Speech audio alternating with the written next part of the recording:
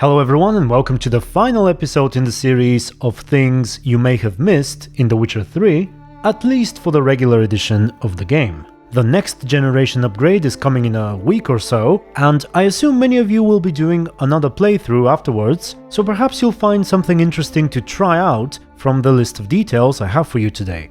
Before we begin, this video is brought to you by me, so if you enjoy what you're about to see, feel free to give it a like, and perhaps have a look at my Details Missed playlist. It has dozens of videos, over 100 actually, that might pique your interest. Alright, without further lollygagging, let's get started. Sex. That's why we're here, isn't it? Good idea. The first thing I'd like to show you is about this cave over here in Skellige. It's called Justiana's Grotto, named after a once famed pirate woman, daughter of a Skellige raider and his captive. Inside there are a few bandits taking shelter along with their treasure. We'd do better to stay here, wait things out. What?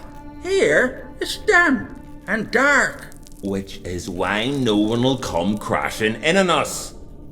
And once you enter, there are two paths that both lead to the bandits. The shorter one is concealed by an illusion which you can dispel with the Eye of Nehaleni. Now, what I did not know until recently, despite playing for so long, was that you can actually trigger a cutscene with them. This can only happen if you approach them from the path that is not blocked by the illusion. So even if it might seem more interesting or more tempting to go through the illusionary path, don't, because they get aggressive immediately, and otherwise, here's what they have to say. Ventured a bit too far, white-haired stray. But you still got a chance to leave here alive, if you pay.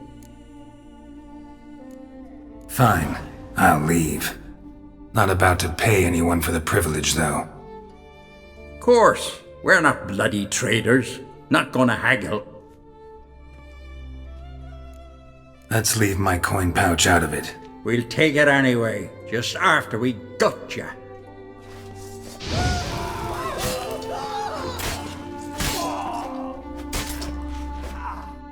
I don't have time to argue with all of you. Here, take it and forget you ever saw me.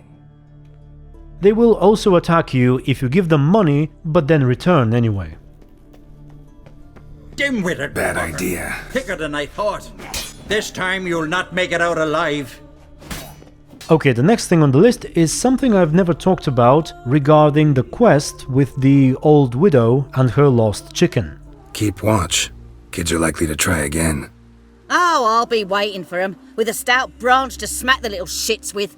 Something you may have missed here is the fact that the old lady actually adopts the little thieves if you persuade her to do so.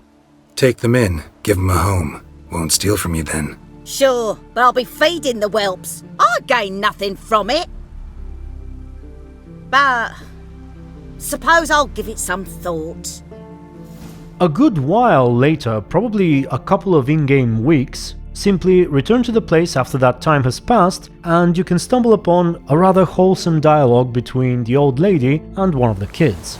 Do I throw in more seed, Gran? No, that's enough. And don't call me Gran. Aye, I'll remember. That there spotted hen? Can that one be mine, Gran? Aye, child. She can. Moving on to number 3 with several small details surrounding Graham. You know, the lover of Annabelle? The woman who got eaten by the rats at Fyke Isle? Speaking of rats, by the way, Netflix is apparently doing a separate film or show or something based on Ciri and the rats. But back to the details. The first thing I'd like to show you here, and this part was also brought to my attention by a viewer called Crimson Matron, is that Graham is likely about to kill himself. Inside his house, there's a noose hanging from the ceiling right beside his bed.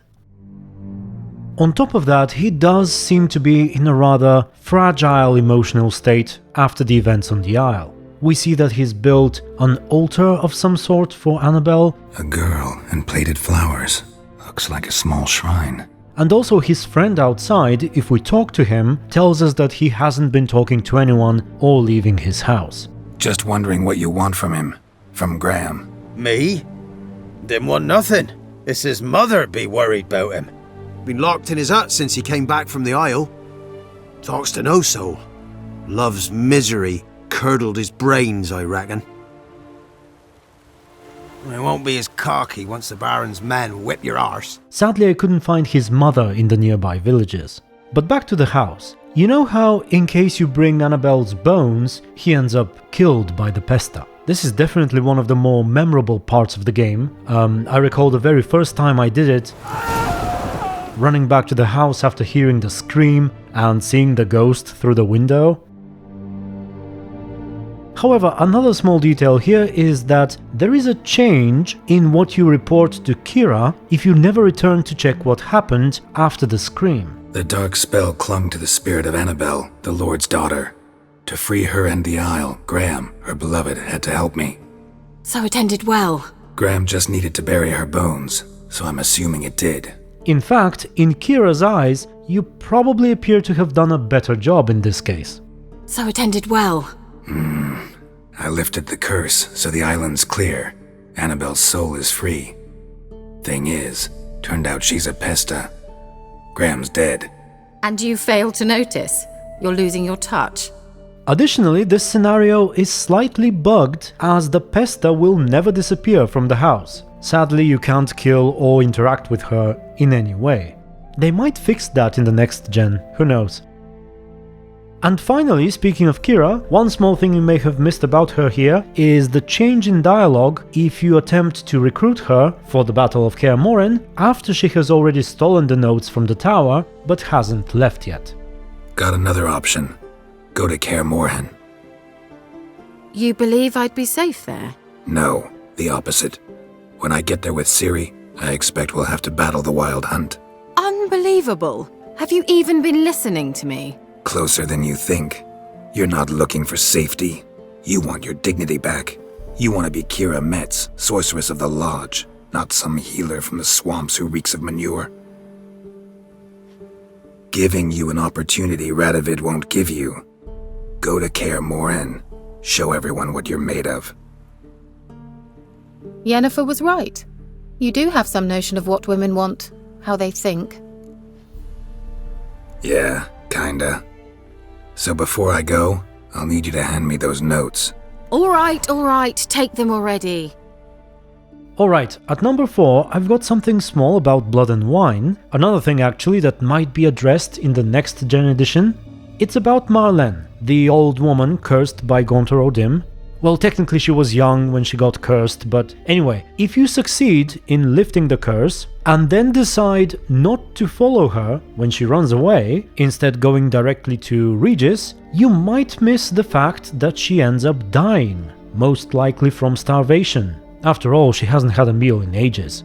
And similar to the Pesta glitch I showed you earlier, her character model will never be removed from the location she runs to. However, what gives away her ultimate fate is her skeleton, which appears only if you don't chase after her right where she's standing, and you can even loot the key to her cellar from it. For a while, I was under the impression that it's just a development oversight. They simply forgot to remove her model from there. You know, similar to how they forgot to remove Moritz from the sewers if you save him. But once again, it was one of my viewers who pointed out the skeleton which only spawns in that case.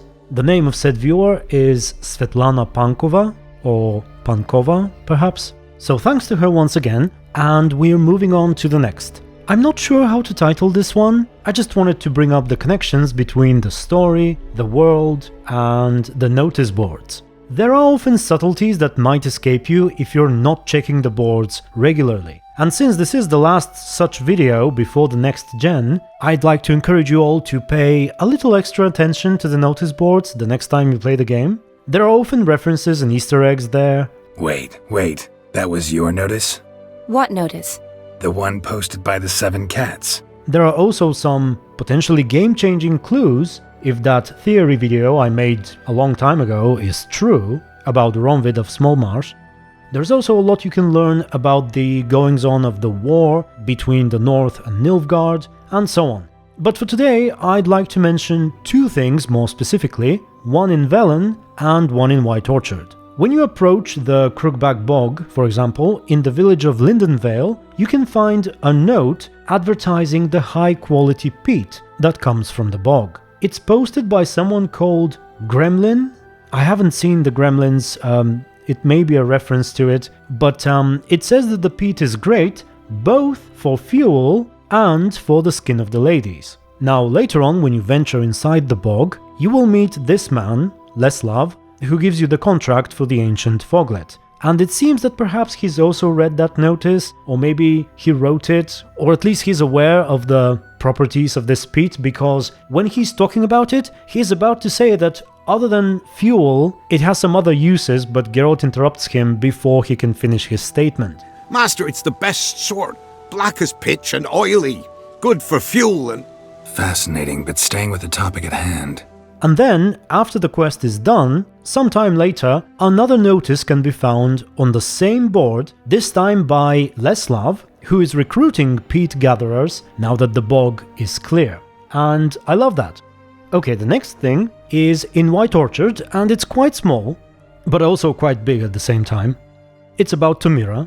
You may have seen her ad about buying honeycombs. And she does indeed buy them for a lot better prices than other vendors. For those who might not know, the honeycombs are looted from beehives, which can be found all over White Orchard really. Probably the closest one to both Tomira and the notice board is the hive behind the old pan lady's house. Just ignore it and you're done.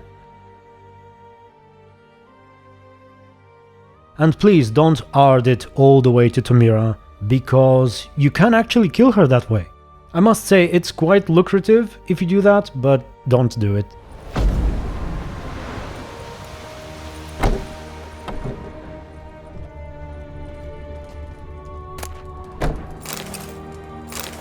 Okay, I can't end this video on such a grim note, so let me tell you about something that I haven't been able to figure out, potentially.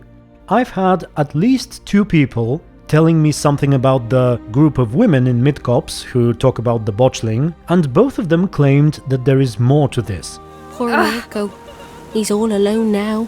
That child. They were so happy to see it coming. So it's true this vampire kills women with child? Thank the gods me man's too hungry for his knob to be stiff.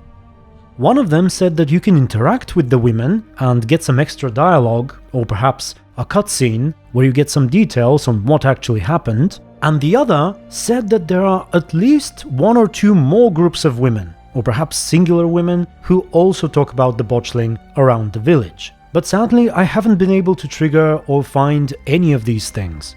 So I'm not sure if my viewers are misremembering facts, which is entirely possible, I do it as well, or perhaps I'm missing something. If any of you knows about it, please let us know in the comments. And with that, I believe we're done. Tell me what you think of everything I talked about in this video, and again, if you enjoyed it, feel free to give it a like. If I don't upload anything else before the next generation edition, I wish you all a happy, bug-free playthrough, and as usual, I'd like to thank you very much for watching and for your support, and until the next video, stay tuned and be good.